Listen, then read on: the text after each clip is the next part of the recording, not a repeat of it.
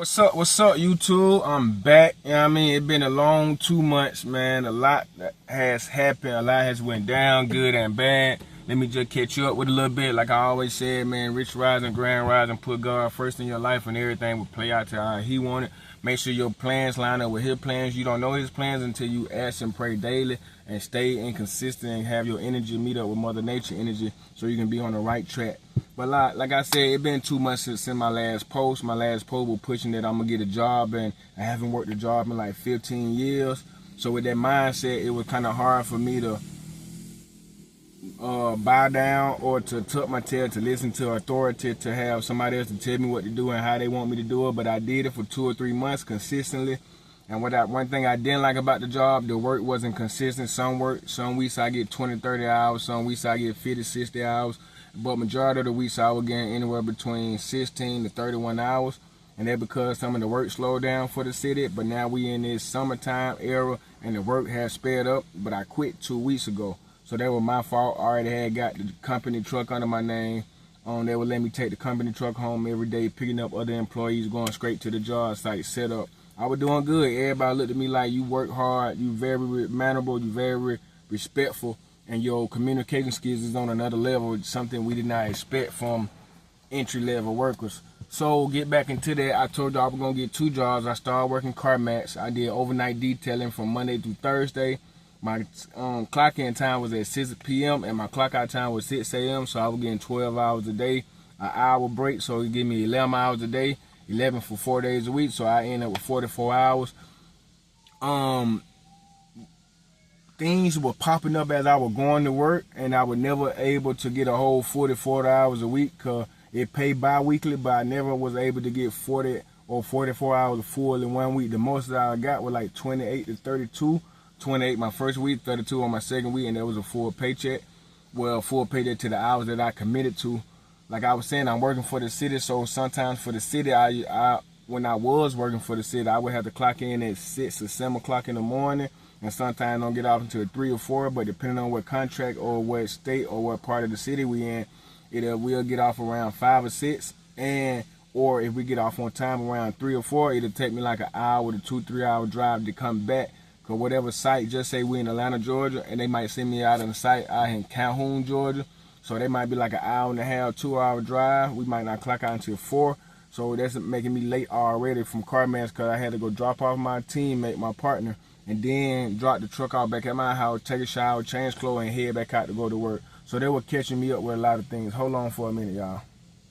Yeah, my bad about that. My bad about that, you too. I had got a phone call, handling some more business. But like I was saying, I did start working for car mats. My schedule was Monday through Thursday, 6 to 6. And sometimes when I was clocking out for the city, even on the weekdays, no matter what weekday it was, sometimes it was coming into making me being late for car mats. And car mats were very leniency. I called them and let them know I'm just getting out of work. I got to catch the bus or drive out there. It's going to be like an hour driving.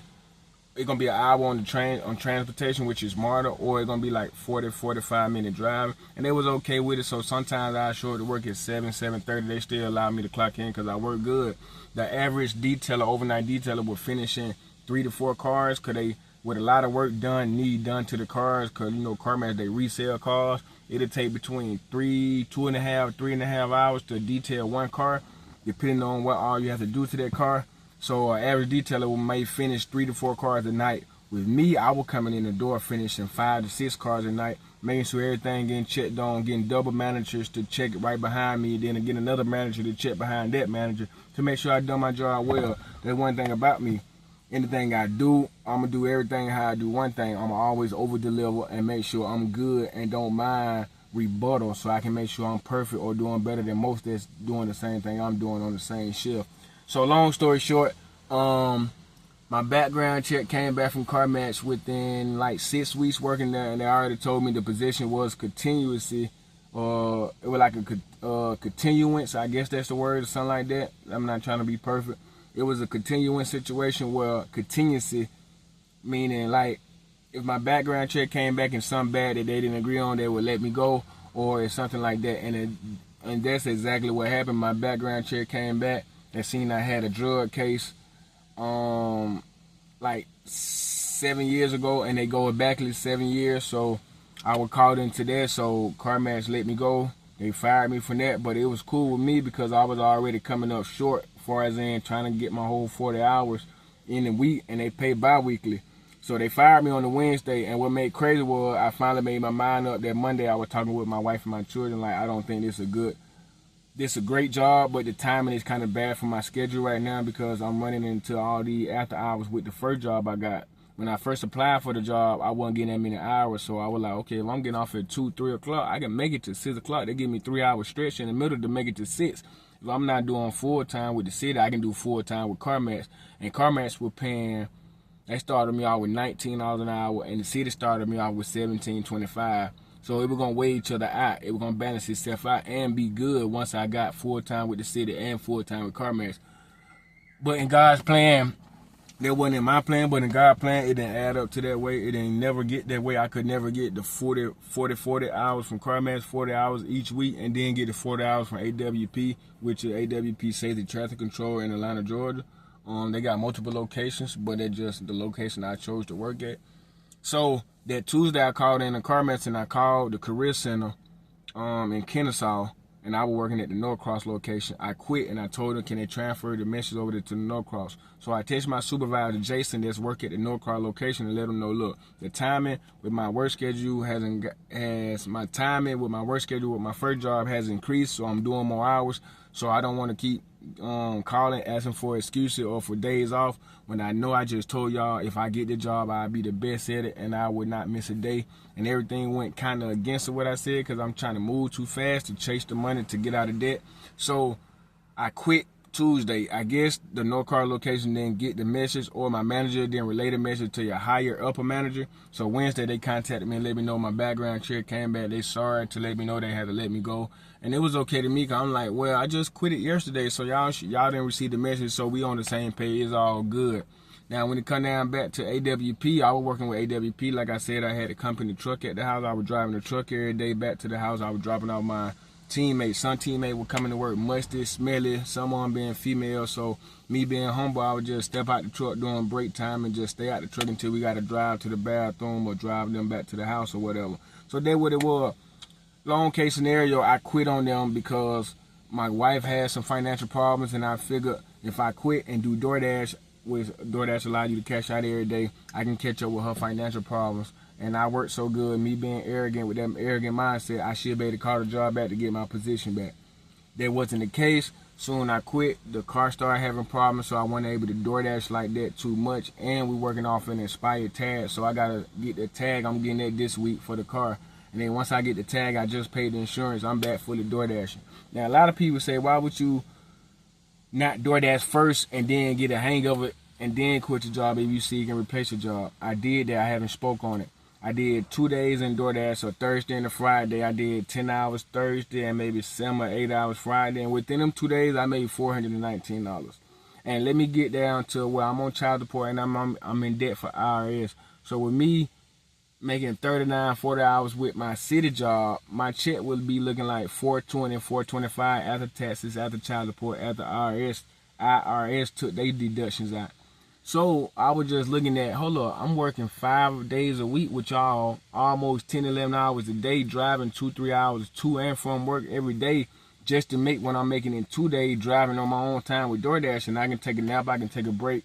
I can do whatever I want. I can stop and go to the gym. I can make a YouTube video like this. I can post on Instagram without having to worry, or I'm not doing my job, or somebody looking over my shoulder like they finna fire me or call me in to tell on me like I'm doing something, like I can get reported on. And that's the duties of having a job. Your other employees will report you if you're not doing the work they need you to do so they can get the job done all together, because it's a team thing, which I understand, so I'm not too arrogant in that.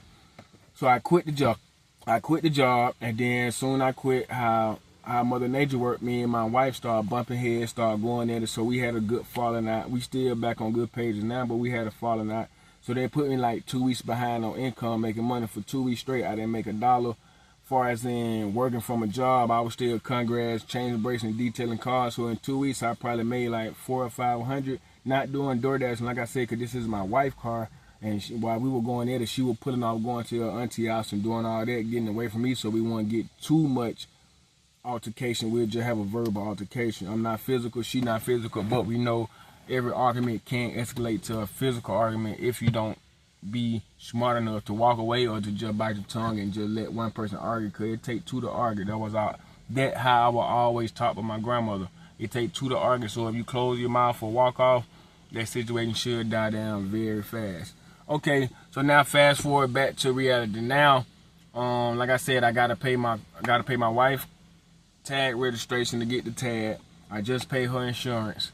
Her water pump shaking a little bit, so I'm gonna fix that. But soon we get this tag out the way this weekend. Today is Tuesday. Soon we get this tag out the way this weekend, I'm DoorDashing full throttle. I believe with my notes, how I wrote down DoorDash, I believe in a week I believe I can be doing like 1,000 to 1,500 a week in DoorDash consistently, maybe 10 to 12 hours a day, even if I got to do 16 to 20 hour shifts, because I'm used to doing it anyway, working for myself.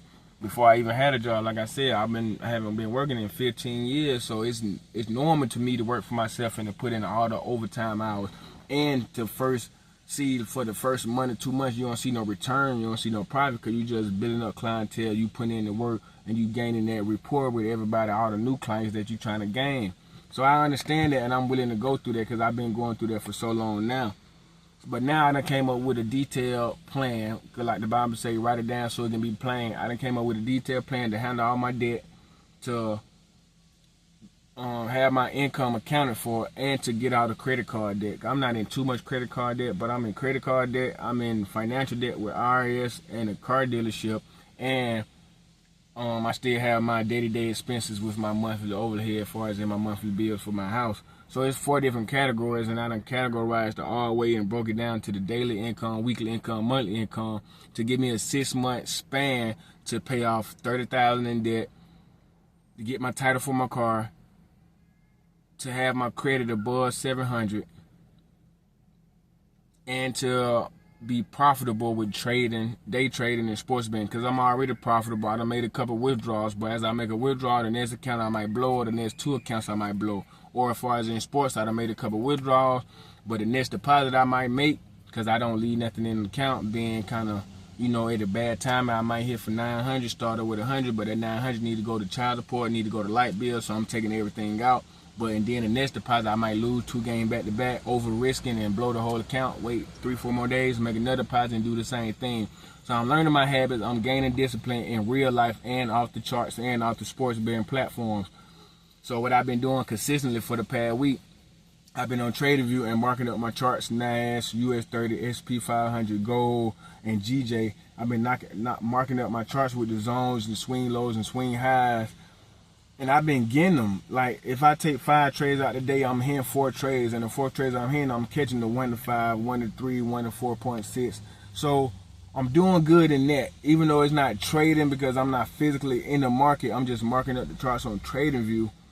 But I'm also calling the right signals to myself. And if I did have finances on my trading account, I'll be up 4x, 5x, 6x in the matter of 1 day, because I'm taking 3-4 trades out today, sometimes 5. But when I do get financially active back in the market, I'm only going to be taking 3 trades max a day, win or lose. If I lose my first 2, I'm done for the day. If I win the first one, big enough past 3x or 4x, I'm done for the day. Then if I get like a 2x or 1 to 2 risk to reward ratio, anything below 1 to 3 on my first trade, I might buck and go again for a 1 to 2 or 1 to 3. If I catch 2 trades and both on 1 to 3 or 1 to 2, I'm done for the day. Or if I catch 1 trade with multiple positions and catch multiple positions at 1, 2, 1, 3, 1, 4, I'm done for the day. So there are different mindsets and different ways to do it. You can be an intraday trader, a scalper, ultra scalper, a swing trader, a position trader. It's different things. You can look on Google and ask AI to try to break it down, ChatGPT, and it'll break it down for you on what you need to do and how you need to look at the market. So when it comes down to the sports betting, I done came up with Monday, Tuesday, Wednesday, and Thursday. What days is Vegas day, what days is the public days, the timing of the days, the exact timing, and other things. I done came up with certain injury reports, certain main players, certain pitchers ratings, and anything with the soccers and everything with the baseball, the college, the NBA, the football. I done did everything. I done did all my research, and over the past, I've been sports betting for 1 year and 8 months, and I've been day trading for, come September 1st, come 2 years. So I done won and lost a lot, and I done put in my time as far as in paying my my tuition to get into school, because you know when you go to college you gotta pay that tuition to get in. Then you don't graduate the first year, second year, sometimes the third year, fourth year, sometimes the second year if you're in the community college. But I'm going for the big dog, so we're going for the 4-year, 6-year doctorate degree. Meaning in trading, I'm not looking to quit or looking like I'm doing the wrong thing until I reach that 4-year, 6-year, 10-year mark. Until I reach that, to me, I'm still learning. I'm still in training mode. I'm still a baby. I'm still an infant. I'm still growing. I'm still making my way.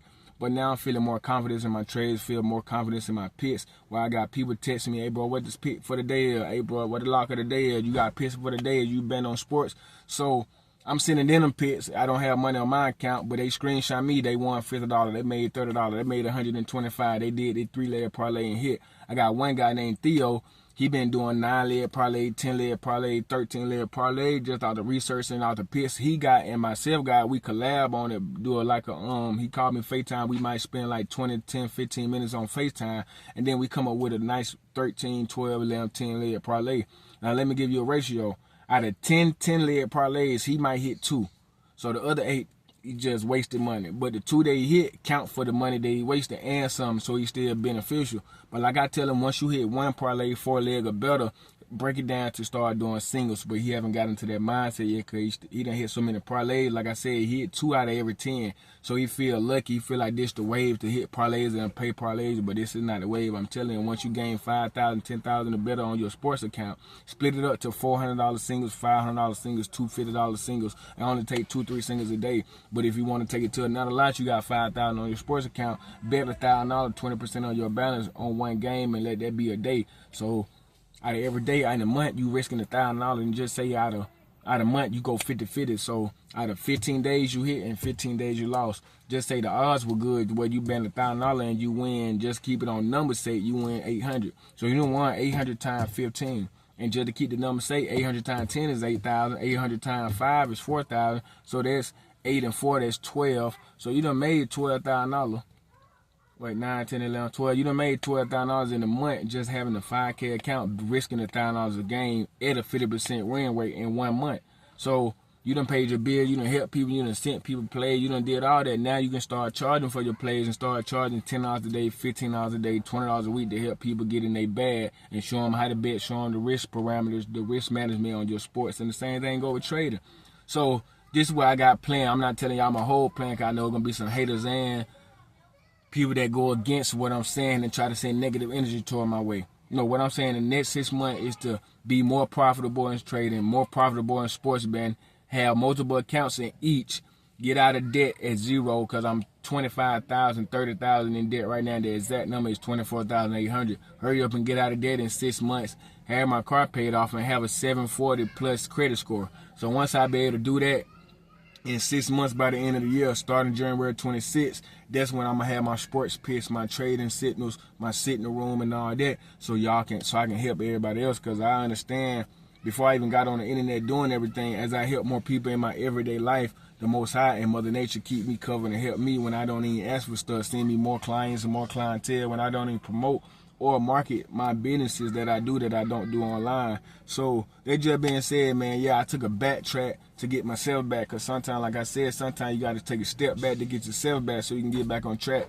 So I took a step back by quitting my job and losing my second job, but now I'm back in some self-employed entrepreneur where I'm door dashing once I get my girl tagged and I already paid the insurance, and I'm door dashing every day, and I'm seeing a nice good amount. So with that being said, love yourself, put God first, and don't never give up on yourself. You see I ain't got the headline. You see I ain't got my dread retwisted. You see I'm in my wife's car. You see I keep wiping my lips because I just got done smoking, so you know that white stuff pile up right here.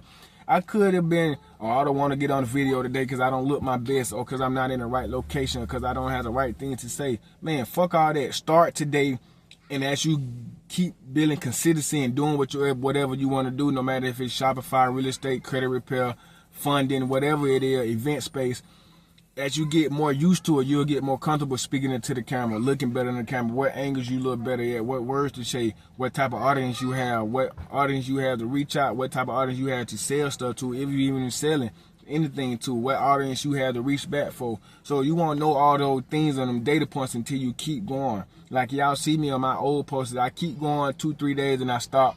2-3 days and I stop. Boy, it's no more doing that. I'm going to try to post 2 a day, 2 videos a day, but if not, y'all can hold me accountable for guaranteed 1 video a day, but I'm holding myself accountable for 2 videos a day. And I'm going to try to keep it short, not too long, because I know our attention span had went down. Everybody in their microwave mindset, trying to hurry up and get something quick. But I like to take my time, because when you take your time, you learn from your mistakes and you can make better decisions. All right, love yourself, put God first, and always look out for somebody that didn't look out for you, because that's how the Mother Nature works. Keep the energy flowing. Love yourself.